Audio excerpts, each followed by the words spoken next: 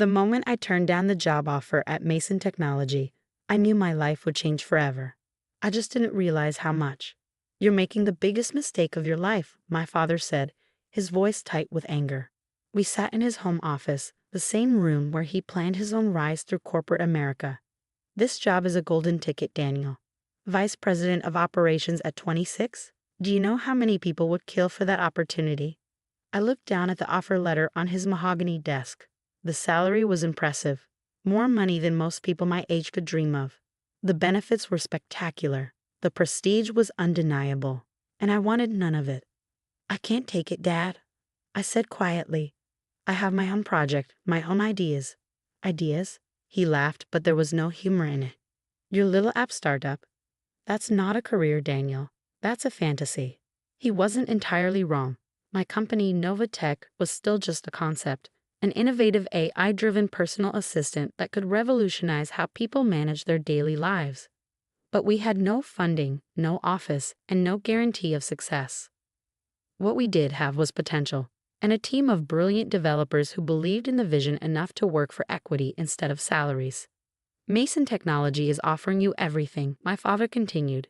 "Security, status, a real future. Don't throw it away on some pipe dream." "It's not a pipe dream," I insisted.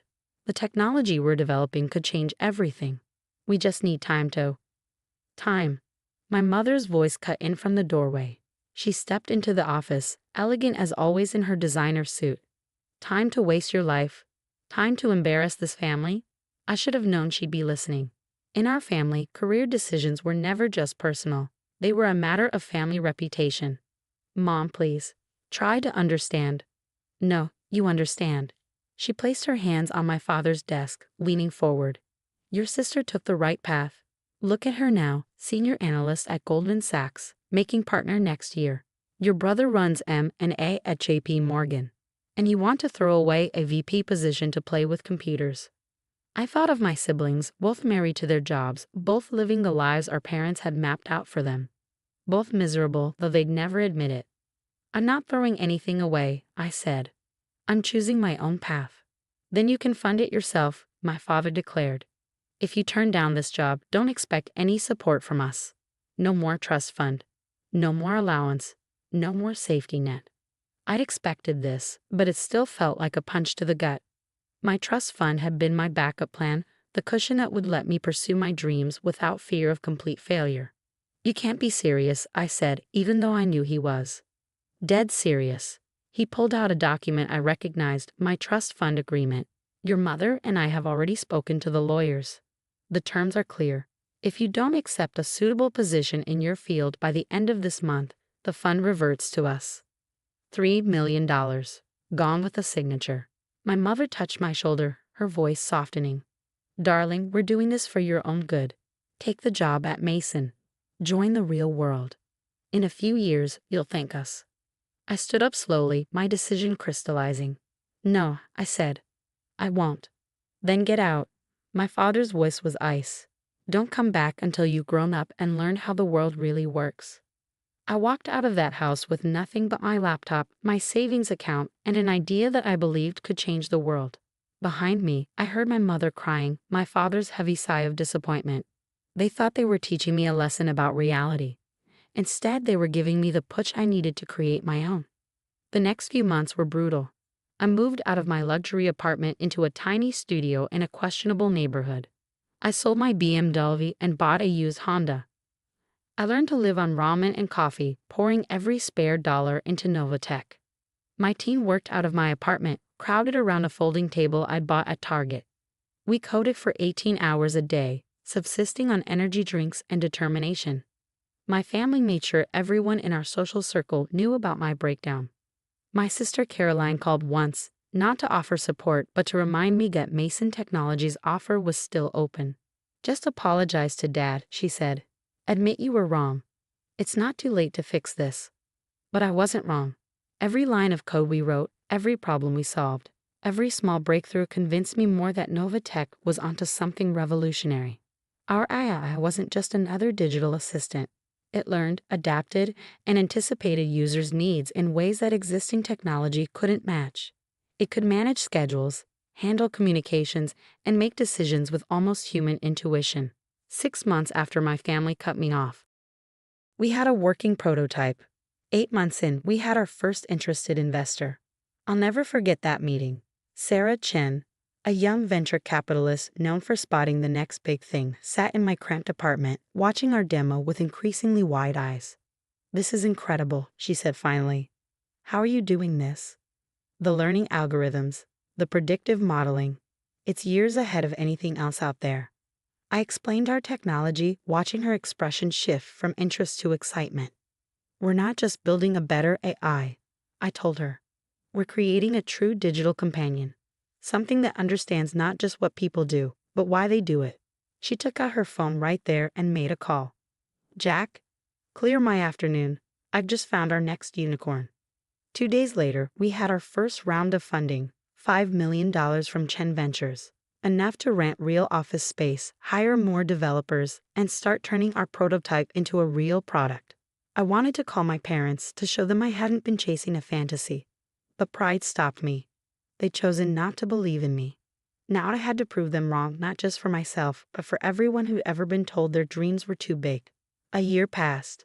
Novatech grew from 5 people around a folding table to 30 employees in a downtown office. Our test version had 100,000 users and a waiting list twice that long. Then came the article in Tech Insider, Novatech, the AI startup that's revolutionizing personal technology. My phone buzzed with a text from Caroline. Dad saw the article, called it beginner's luck. Says real success means longevity, not just good press. I smiled, thinking of the meetings scheduled for next week, the partnerships we were negotiating, the numbers our accountants were projecting. Dad wanted longevity. He had no idea what was coming.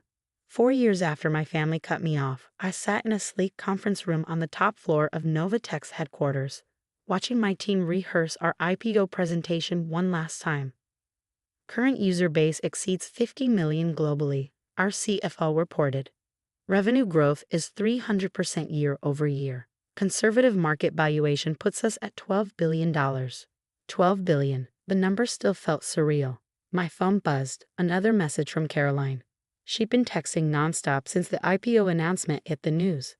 "Dad's furious you didn't tell us about going public. Says you're being childish. Mom's upset you didn't ask for their advice. Please call them." I set the phone aside. Let them stew for a few more days. They'd find out the full story soon enough. Sarah Chen, who'd become both our lead investor and one of my closest advisors, caught my eye across the table. "Ready for tomorrow?" I nodded. Tomorrow would change everything, not just for Novatech, but for my family's carefully constructed worldview. The press conference starts at 9 a.m. Our PR director reminded everyone. CNBC will broadcast live. Wall Street Journal and Bloomberg already confirmed coverage. I glanced at my watch, the same Timex I bought when I sold my Rolex to fund our first server setup. Let's call it a day. Everyone get some rest. Tomorrow's going to be interesting. Back in my office, I found an email from Mason Technology, the company whose job offer I turned down all those years ago. They wanted to explore partnership opportunities. Too late. We'd already signed an exclusive deal with their biggest competitor. My assistant popped her head in. "Your father called again. Said it's urgent." Of course he did. The whole family was probably panicking, realizing they'd be watching the IPO announcement with the rest of the world instead of from the VIP section. "No calls," I replied. "Not until after tomorrow." That night, I couldn't sleep. I stood at my apartment window, looking out at the city lights, remembering how far we'd come. The first 2 years had been brutal. 18-hour workdays, constant technical challenges, competitors trying to steal our technology. There were nights I almost gave up, almost called my father to apologize, almost took one of the corporate jobs my family kept pushing at me. But every time I wavered, I remembered their dismissal of my dreams, their certainty that they knew best, their attempt to force me into their version of success. That memory became fuel, driving me to push harder, work longer, dream bigger. The next morning, I arrived at Novatech headquarters at 7 a.m. The plaza outside was already filled with reporters, photographers, and financial analysts. Our logo, a rising phoenix, gleamed on the building's facade, a fitting symbol for what was about to unfold. Sarah met me in the lobby. Your family just arrived, she said. Security wasn't sure whether to let them in. I smiled. Put them in the front row. I want them to have the best view possible. The auditorium was packed. In the front row, exactly as I'd requested, sat my parents, Caroline and my brother Michael. They dressed for success. Designer suits, perfect hair, carefully crafted expressions of family pride, as if they'd supported me all along. At exactly 9 a.m., I walked onto the stage. Camera flashes erupted. The room fell silent. Good morning, I began. 5 years ago, I made a choice that many people thought was foolish. I turned down a prestigious corporate position to pursue a dream. Some called it a fantasy. Others called it career suicide. My father shifted uncomfortably in his seat. Those people were wrong. Today, Novatech is revolutionizing how humans interact with artificial intelligence. Our technology is used by 50 million people worldwide. Our partnerships include some of the largest tech companies on the planet. I clicked to the first slide, our financial projections. Novatech's initial public offering values the company at $15 billion. The room erupted in murmurs. I saw my mother's hand fly to her throat. Caroline dropped her phone. But this isn't just about money, I continued. It's about vision, about believing in something when no one else does, about creating technology that makes people's lives better. I clicked to the next slide, our corporate giving program. That's why I'm announcing that 20% of Novatech's IPO proceeds will fund scholarships for young entrepreneurs. People with dreams that might seem impossible. People who need someone to believe in them. The applause was thunderous. In the front row, my family sat frozen. Additionally, I added, enjoying the moment, I'd like to thank Mason Technology, whose job offer I turned down 5 years ago, for demonstrating exactly what I didn't want to become. After the presentation, as reporters swarmed and congratulations poured in, my family approached the stage. They looked shell-shocked, as if they'd wandered into an alternate reality. Daniel, my father's voice had lost its usual authority. Son, we had no idea. Really? I raised an eyebrow. I tried to tell you, multiple times. You didn't want to listen. We were just trying to protect you, my mother interjected, to make sure you had a secure future. I gestured at the auditorium, the reporters, the stock ticker already showing Novatech's soaring share price. How's this for secure? Caroline stepped forward, her Goldman Sachs confidence notably diminished. We should have supported you. We were wrong. Yes, I agreed simply. You were. Perhaps, my father cleared his throat. We could discuss this over dinner. As a family, I know several excellent investment advisors who could help you manage your new wealth. I held up a hand, stopping him. No thanks. I already have an excellent team, including the same lawyers who helped you cut off my trust fund 5 years ago. His face reddened. Son, about that. Water under the bridge, I said. Though you might be interested to know that those $3 million you took back, they'd be worth about $90 million today if you left them invested in Novatech's first round. The look on his face was worth every cup of instant ramen I'd eaten, every sleepless night I'd worked, every moment of doubt I pushed through. Sarah appeared at my elbow. Sorry to interrupt, but Google's CEO is waiting for our call. I turned back to my family. If you'll excuse me, I have a company to run. I'm sure you understand.